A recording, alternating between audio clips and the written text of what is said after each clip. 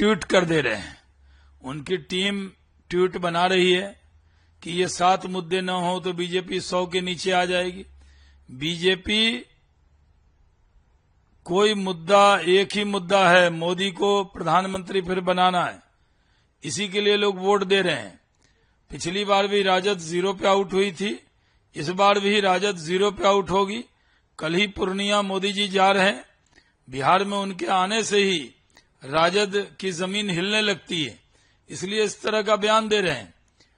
हम लोगों ने जब कहा था मिशन 272 प्लस, जनता ने दिया 283 सीट। हमने कहा मिशन 300, जनता ने दिया 303।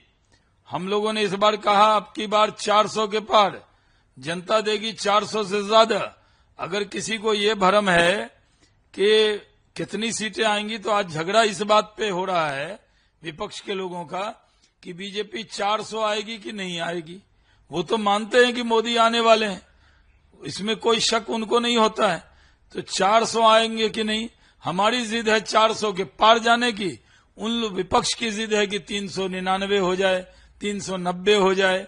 वो हमें 400 के नीचे रोकना चाहते हैं, हम 400 के ऊपर जाना चाहते हैं। जनता 400 के पार कराना चाहती है मोदी जी को। बस यही होने वाला है। जीतेंगे मोदी जी, आएंगे मोदी जी, छाएंगे मोदी जी, $5 ट्रिलियन की इकोनॉमी बनाएंगे मोदी जी। और बिहार में जब वो जाएंगे तो बिहार के अंदर फिर से राजद कांग्रेस इस बार 0 पे आउट हो जाएगा। लोकसभा चुनाव के मद्देनजर देखें तो दिल्ली का नॉर्थ ईस्ट जो लोकसभा चुनाव है, जहां से मनोज तिवारी सांसद हैं, इंडिया गठबंधन अपना उम्मीदवार कन्हैया कुमार को बनाया है।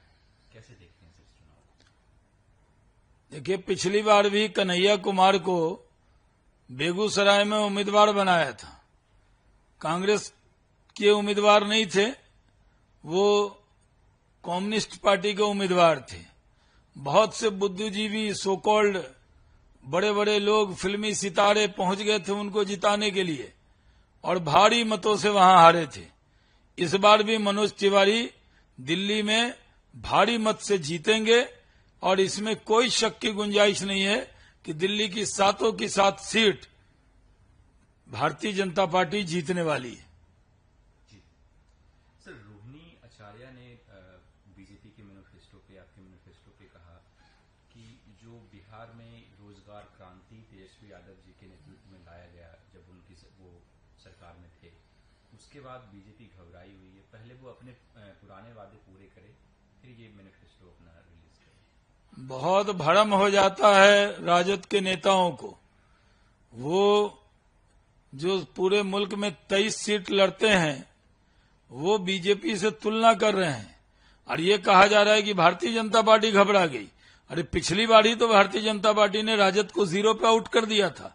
और हमने जो मैनिफेस्टो दिया है, 5 किलो अनाज 5 साल तक गरीबों को मिलता रहेगा, पूरा उत्साह है गरीबों के अंदर।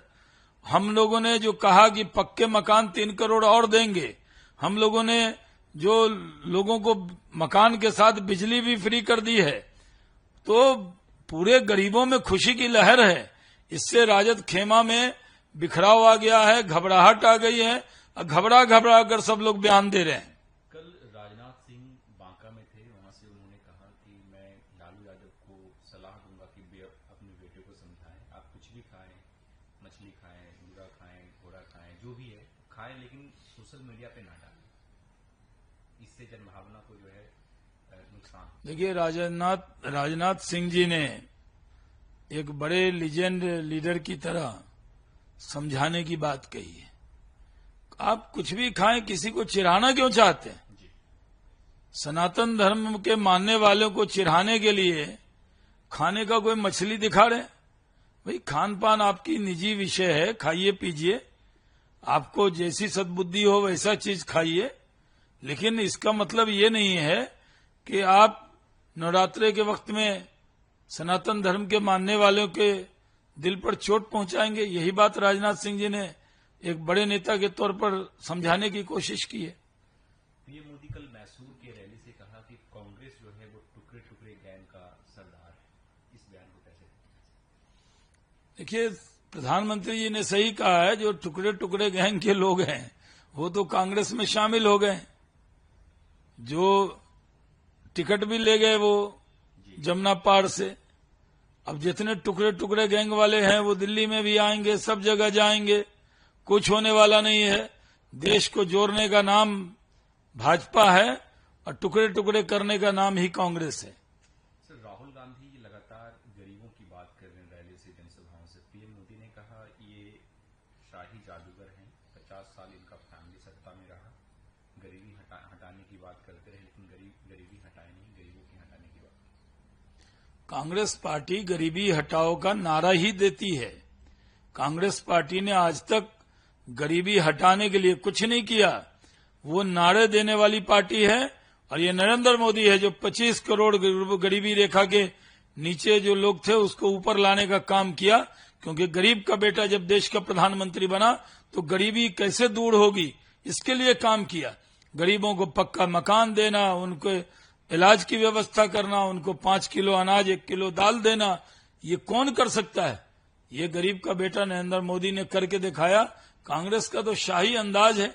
उनके लिए तो जैसे रोटी और ब्रेड क्या होती है नहीं पता, उस तरह उनको गरीबी अमीरी क्या होती है कभी गरीबी देखी नहीं है। गरीबी के बारे में किताबों में पढ़ा है कांग्रेसियों ने, बीजेपी के लोगों ने गरीबी देखी है। और गरीब में चाय बेचने वाला एक गरीब का बेटा आज देश का प्रधानमंत्री है, इसलिए गरीबी क्या होती है उसको उन्होंने देखने का काम किया है, इसलिए गरीबों के लिए काम कर रहे हैं। बीजेपी ने जो मैनिफेस्टो रिलीज किया उसको लेकर के कांग्रेस के तमाम बड़े लीडर्स राहुल गांधी, मल्लिकार्जुन खड़गे सवाल उठा रहे हैं कि इसमें बेरोजगारी, महंगाई का जिक्र ही नहीं है। बीजेपी आखिर करना क्या चाहती है? देखिए, मैनिफेस्टो देखकर कांग्रेस की नींद उड़ गई है। कांग्रेस को लग रहा है अच्छा गरीबों को 5 किलो अनाज ये 5 साल फिर देते रहेंगे, अच्छा ये 3 करोड़ घर देते रहेंगे। उनको लगता है अच्छा ये बिजली भी मुफ्त में देंगे गरीबों को। ये कांग्रेस को पच नहीं रहा है। कांग्रेस मैनिफेस्टो देखकर घबराई हुई है। और ये मैनिफेस्टो संकल्प पत्र है 2047 तक का। भारत को विकसित राष्ट्र बनाना है, भारत को विश्व में विश्व गुरु के स्थान पर पहुंचाना है, विश्व बंधु का काम हम कर रहे हैं। पूरी दुनिया में भारत की साख है और पूरी दुनिया में आज सबसे बड़ा कोई नेता है, वर्ल्ड लीडर, तो ये सौभाग्य भारत को है, उसका प्रधानमंत्री आज दुनिया का सबसे बड़ा नेता है। सर, एक आखिरी प्रश्न, शशि थरूर ने कहा है कि अगर राहुल गांधी यूपी की किसी भी सीट से चुनाव लड़ते हैं, चाहे वो अमेठी हो या फिर कहीं से भी, अगर यूपी से लड़ते हैं तो अलग माहौल बनता है, क्योंकि पीएम मोदी भी यूपी से ही चुनाव लड़ रहे हैं, तो पक्षी जो माहौल है वो हमारे पक्ष में होगा। आपको क्या लगता है? देखिए, वायनाड में भी हालत खराब है, इसलिए शशि थरूर सलाह दे रहे हैं कि कहीं और भी लड़ लीजिए। इस बार वायनाड के लोग भी समझ गए हैं कि राहुल गांधी सिर्फ भाषण करते हैं, सिर्फ आरोप लगाते हैं और कुछ नहीं करते। वो कोई न डेवलपमेंट का काम करते हैं। इतने दिन अमेठी रायबरेली में उनका परिवार रहा, कहाँ डेवलपमेंट हुआ? आज स्मृति ईरानी जी ने कितना डेवलपमेंट करके अमेठी में दिखा दिया है। कांग्रेस पार्टी जो उत्तर प्रदेश में, जहां पंडित मोतीलाल नेहरू, जवाहरलाल नेहरू, इंदिरा गांधी जी, राजीव गांधी जी, संजय गांधी जी सब वहां से लड़ते रहे, आज गांधी परिवार उत्तर प्रदेश से ही चुनाव लड़ने से घबराता है। इसलिए अब उनके लोग भी कह रहे हैं कि कम से कम लड़िए ताकि संदेश खराब ना हो। उनको तो पता है कि हारना वहां भी है जाके, लेकिन वो संदेश ठीक करने के लिए शशि थरूर इस तरह का सुझाव दे रहे हैं।